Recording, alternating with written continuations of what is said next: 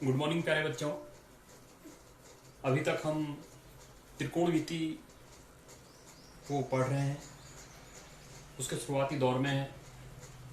मैं आपको बता चुका हूं कि जो त्रिकोणमिति होती है वो एक समकोण त्रिभुज में उसकी विशेष भुजाओं व कोणों विशेष भुजाओं का अनुपात तथा कोणों का जो संबंध होता है वह त्रिकोणमिति होती है। ये पूरी जानकारी दे रखी है आपको। और आज हम एक क्वेश्चन को लेकर चलेंगे। इसमें मैंने यहाँ पे लिखा है, प्रश्न देखिए कि प्रश्नावली 8.1 का पहला सवाल है ये। त्रिभुज एबीसी में जिसका कोण बी समकोण है, ए बी बराबर 24 सेंटीमीटर और बी सी बराबर 7 सेंटीमीटर है, तो निम्नलिखित का मान ज्ञात कीजिए। क्या करना है? क्या? Sign A cos A, sign सी और कॉस सी का। देखिए दोनों जगह साइन का वैल्यू निकालना है, लेकिन एक में ए है और एक में सी है। तो कहने का मतलब है कि कोण के हिसाब से जो ये त्रिकोणमितीय अनुपात होते हैं इनका वैल्यू चेंज होता है। अब कैसे? सबसे पहले हम दो ही भुजाएं हमें दी है, तो हम तीसरी भुजा निकाल लेते हैं। तो पहले समकोण त्रिभुज एबीसी बनाए, कोण बी समकोण बना रखा है। ए बी बराबर 24 देर का है और बी सी बराबर 7 सेंटीमीटर। देखने में मत जाइए कि वैल्यू लिख रखे हमने, एग्जैक्ट माप का नहीं है। वैसे होने के लिए तो ये बड़ी हो सकती थी, और छोटा एक चित्र बन गया है, इसलिए देख लीजिए। तो मान के चलेंगे कि ए बी 24 है और बी सी क्या है? 7 है। तो त्रिभुज एबीसी में पाइथागोरस प्रमेय हम लगाते हैं। तो कर्ण का स्क्वायर बराबर लंब का स्क्वायर धन आधार का वर्ग। कर्ण क्या है इसके लिए? भाई 90 अंश के सामने की जो भुजा होती है वो कर्ण कहलाती है, एसी है। लंब ए बी हो गया, आधार बीसी हो गया। इनकी वैल्यू पता है हमें। कर्ण का है, कर्ण ज्ञात करना है। लंब 24 देर का है और आधार 7 है, तो ये वैल्यू रखी हमने। तो ए सी स्क्वायर बराबर A B square plus B C square, और ए सी स्क्वायर बराबर हो गया यहाँ पे 576 प्लस 49। 24 का वर्ग 576 होता है और 7 का 49 होता है। इनको जोड़ा तो 625 आया है। ए सी स्क्वायर बराबर 625 है, तो ए सी बराबर हमारे पास अंडर रूट 625 होगा। इसका हम गुणनखंड विधि से अगर वर्गमूल निकालते हैं तो ए सी का वैल्यू हमारे पास आ गया है 25 सेंटीमीटर। अब हमें इस चित्र के हिसाब से ए सी मिल गया है। तो ये चित्र सेम दैट यहाँ पे बनाया मैंने और ए सी मैंने 25 लिख दिया। अब आप कल्पना करें।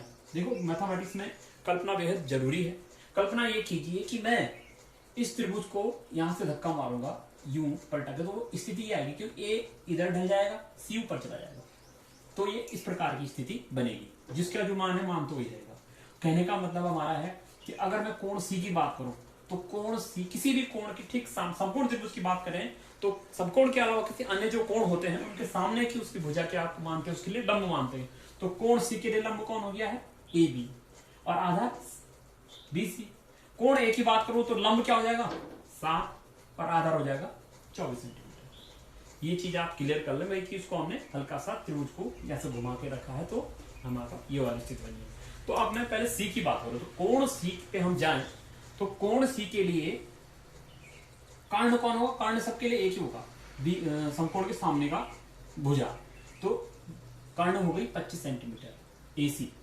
लंब कोण के सामने की भुजा, कोण के सामने की भुजा कौन है? उसके मुंह के आगे ए बी, तो 24। तो कोण सी के लिए जो लंब है वो हो जाएगा 24।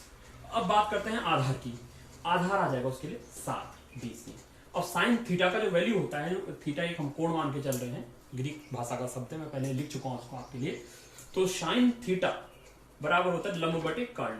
टेक्निक हम क्या यूज करते हैं? एल एल अपॉन के, एल अपॉन के, लंब बटे कर्ण। याद शॉर्टकट तरीके से याद करने के लिए तो लंब बटे कर्ण हुआ। यहाँ पे देखा तो लंब ए बी है और कर्ण ए सी है, तो 24 बटे 25 हमारा साइन सी का वैल्यू है। थीटा हमने एक सूत्र के हिसाब से लिया है। थीटा की जगह हमारे पास कोण कौन सा है? सी। थीटा बोले तो कोण है, तो हमने सी का प्रयोग करें तो साइन सी बराबर हो गया 24 बटे 25। कॉस थीटा आधार बटे कर्ण, सेम दैट यहीं से यूज करेंगे। कॉस थीटा बराबर आधार बटे कर्ण।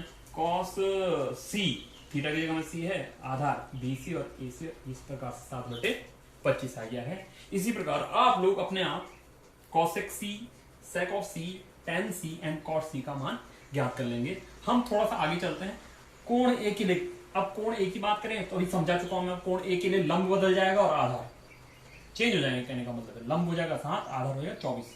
तो साइन थीटा बराबर लंब बटे कर्ण। तो पूरा प्रोसेस वही अपनाया। तो साइन ए बराबर आया 7 बटे 25 और कॉस बराबर आ गया है 25/24। इसी प्रकार आप कॉसेक ए, सेक ए, टेन ए और कॉट ए का मान ज्ञात कर लेंगे।